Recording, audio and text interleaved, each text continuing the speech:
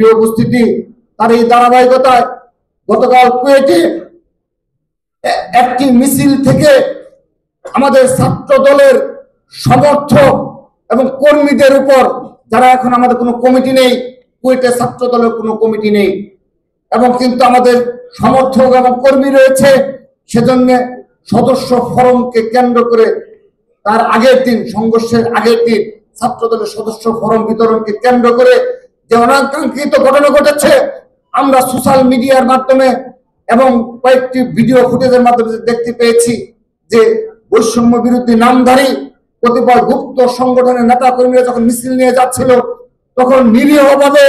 ছাত্র দলের কতিপয় ভাইয়েরা আমাদের হেঁটে যাচ্ছিল, তখন অতর্কিতভাবে একজন শীর্ষ নেতা, এই গুপ্ত সংগঠন এবং বৈষম্য বিরোধী নামধারী একজন শীর্ষ নেতা নির্দেশে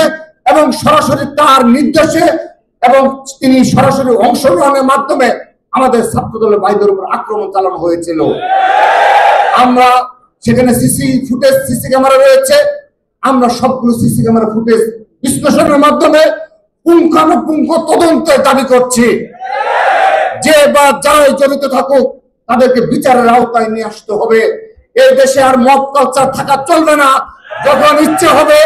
আক্রমণ করা হবে, সেই কালচার আমরা আর মানব না।